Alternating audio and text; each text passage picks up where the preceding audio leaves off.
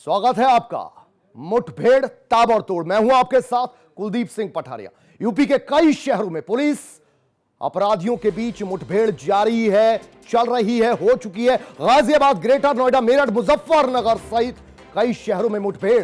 Police के साथ मुठभेड़ में 6 लोगों को गोली लगी। मुठभेड़ में पुलिस के 2 जवान भी घायल हुए। कई नामी अपराध करने वाले अपराधी पुलिस के हत्थे चढ़े। अपराधियों के हौसलों पर पुलिस ने कसी नकेल। पिछले 7 दिनों में मुठभेड़ की बढ़ी वारदातें। कोरोना महामारी के बीच अपराधी बेलगाम। तो कोरोना काल में हालांकि लॉकडाउन 4 तक सभी के जो अपराधी हैं, संगीन अपराधी, कहीं कैद होकर रह गए थे क्योंकि पुलिस का बंदोबस्त अच्छा खासा था।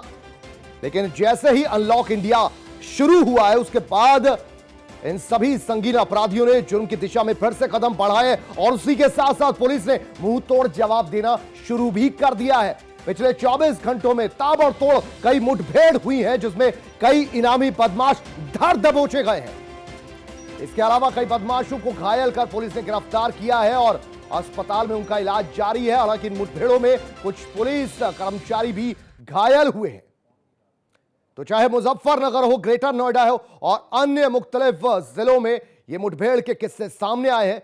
गोलियों की तड़तड़ाहट से गूंज उठे यूपी के कई शहर, कई जिले। शहर दर शहर अपराधियों के हौसले बुलंद नजर आ रहे हैं।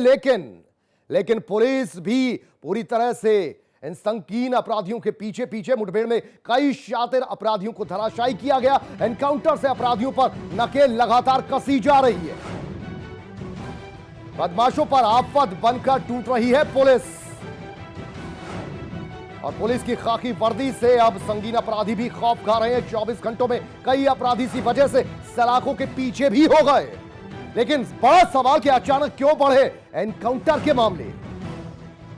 गोलियों की तड़तड़ाहट से क्यों गूंज उठे यूपी के कई बड़े शहर, कई बड़े जिले और शहर दर शहर अपराधियों के हौसले बुलंद अचानक से क्यों हो गए।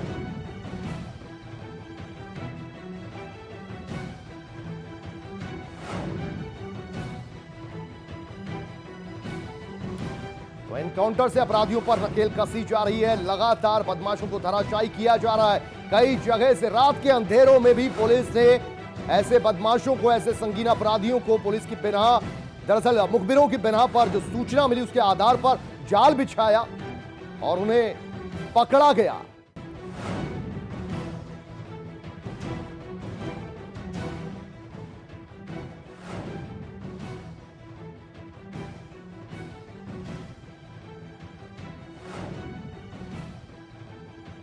और चलिए इन्हीं मुख्तलिफ शहरों, जिलों से जुड़ते हैं जहां पर ये मुठभेड़ें हुई, जहां पर पुलिस ने इन संगीन अपराधियों को धराशायी किया है। गिरफ्तारी उनकी हुई है। दर्जनों मुकदमे उन पर दर्ज थे।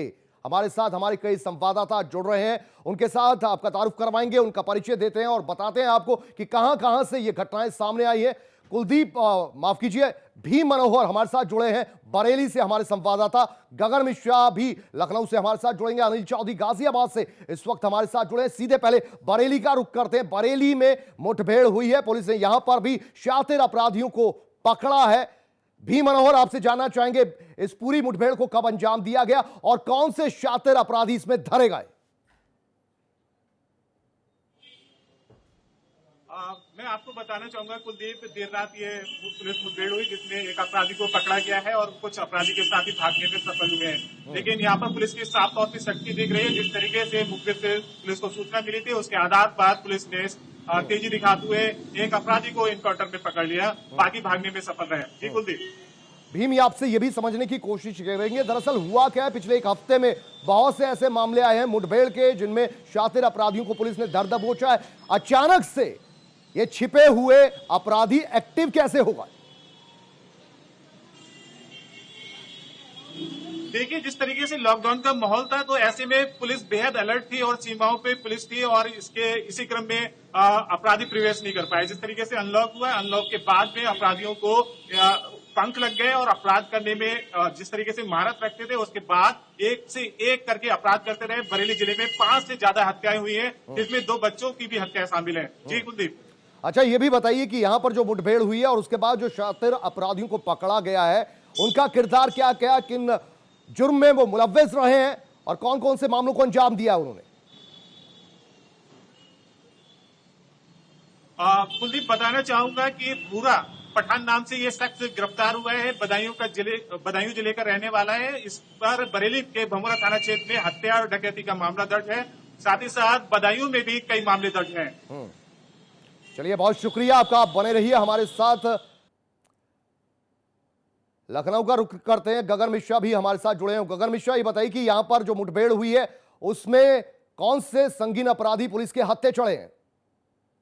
कुलदीप, देखिए, चाहे नोएडा हो या फिर मुजफ्फरनगर हो, हापुड़ हो, यानी कि मेरठ जोन के जितने भी जिले हैं वो कभी अपराधियों के गढ़ माने जाते थे। और लगातार जब से योगी सरकार आई है उसके दौरान, खासकर जब प्रशांत कुमार एडीजी मेरठ जोन का पद संभाले, तो उसके बाद से ही अपराधियों में एक खौफ सा आ गया था। जो जहां पर हर 2 घंटे में एक कत्ल होता था मेरठ जोन में, वहां अब ये हालात हैं कि हर 2 दिन में, हर 1 दिन में एनकाउंटर हो रहे हैं और अपराधी पकड़े जा रहे हैं। उसी कड़ी में आज ग्रेटर नोएडा में जो हाईवे के लुटेरे थे वो पकड़े गए हैं, जिसमें हालांकि कुछ पुलिसकर्मी भी घायल हुए हैं। लेकिन लगातार जब से मेरठ जोन प्रशांत कुमार बने थे और अब तो पूरे उत्तर प्रदेश की बागडोर उनके हाथ में है, सेकंड चीफ बनाए गए हैं और लगातार उनकी नजर पश्चिम उत्तर प्रदेश में ही है, क्योंकि अपराधियों का गढ़ माना जाता है। लगातार आज नोएडा में मुठभेड़ हुई है, इससे पहले मुजफ्फरनगर में हुई थी, सहारनपुर में हुई थी, हापुड़ में हुई थी। यानी कि जिस तरह से जीरो टॉलरेंस की बात कही जा रही थी योगी सरकार के द्वारा, वही अब जमीनी हकीकत में देखने को मिल रहा है। पिछले 2 सालों में करीब 2000 मुठभेड़ हो चुकी हैं और पिछले अगर बात करें 15 दिनों में तो 20 मुठभेड़ में अपराधी पकड़े गए हैं। यानी कि लगातार प्रशांत कुमार लखनऊ से नजर बनाए हुए हैं और राजीव सब्रवाल जो मेरठ जोन बने हैं एडीजी, वो नजर गड़ाए हुए हैं और अपराधियों की धरपकड़ जारी है। इसके लिए चाहे वो मुठभेड़ के द्वारा पकड़े जाए, क्योंकि लगातार जो अपराधी हैं वो बेलगाम हो चुके थे, पुलिस पर फायरिंग करने से गुरेज नहीं करते हैं। अगर पुलिस पकड़ने जाती है तो उन पर फायरिंग करती है, तो उसी का नतीजा ये समझाइए, गगन ये समझाइए, डर सा गहरा लॉकडाउन के दौरान पुलिस अलर्ट पर थी, इसलिए ये सभी बदमाश, ये संगीन अपराधी अंडरग्राउंड हो गए थे, या फिर अब चूंकि इंडिया अनलॉक हो रहा है और पुलिस एक बार फिर अपने ऑपरेशन क्लीन पर जुट गई है? देखिए, दोनों इसके मुद्दे अहम हैं, क्योंकि लॉकडाउन के दौरान लगभग 70% पश्चिम उत्तर प्रदेश में अपराध में कमी आई थी। 70% अपराध में कमी एक बड़ा अंतराल होता है किसी अपराधी ऐसे जोन में जहां पर सबसे ज्यादा अपराध होते हों। दूसरा कारण यह भी था कि पुलिस लगातार लॉकडाउन का पालन कराने में जुटी थी, लगातार आंकड़े बढ़ रहे थे। कोरोना काल में लोगों की मदद भी करनी थी और जो लॉकडाउन का पालन कराने के लिए सख्ती अपनानी थी वो भी अपनानी थी। तो पुलिस हर पिकेट में खड़ी थी। अपराधी भी बेलगाम नहीं हो पा रहे थे, वो अपने घर के अंदर छुपे हुए थे, क्योंकि लगातार कुछ अपराधी तो जेल के अंदर हैं और जो बाहर भी हैं वो भी लॉकडाउन के दौरान उतने अपराध को अंजाम नहीं दे पा रहे थे और पुलिस भी व्यस्त थी अन्य कामों में।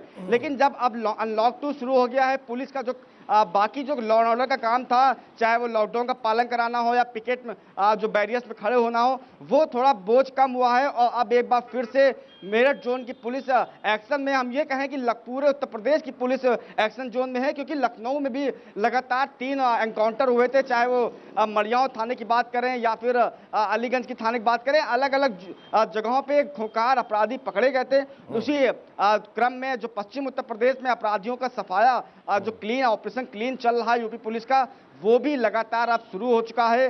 पिछले 5 दिनों में बात करें तो 3 जगह इनकाउंटर हुए हैं। तो ये यूपी पुलिस का जो ऑपरेशन क्लीन था उसी को जारी कर दिया गया है, क्योंकि अब अनलॉक शुरू हो चुका है और अब किसी प्रकार की वो बंदिशें नहीं रह गई हैं कि लॉकडाउन का पालन कराने के लिए उतना पुलिस को सख्ती करनी पड़ रही है, क्योंकि लोग खुद अब लॉकडाउन का पालन करना शुरू कर चुके हैं। इसी के चलते अब पुलिस पूरी तरह से पश्चिम उत्तर प्रदेश में अपराधियों पर कंसंट्रेट हो गई है, अपराधियों की धरपकड़ की जा रही है। और अगर अपराधी पुलिस पर फायर कर रहा है या पुलिस पर किसी प्रकार से हमला कर रहा है तो पुलिस भी अब जवाबी कार्रवाई करते हुए एनकाउंटर में उन अपराधियों को पकड़ रही है। और ये बड़ी उपलब्धि है यूपी पुलिस की। लगातार जो हाईवे लुटेरे थे, जो उन लोगों को निशाना बनाते थे जो हाईवे में निकल रहे होते थे, किसी डेस्टिनेशन में जा रहे होते थे।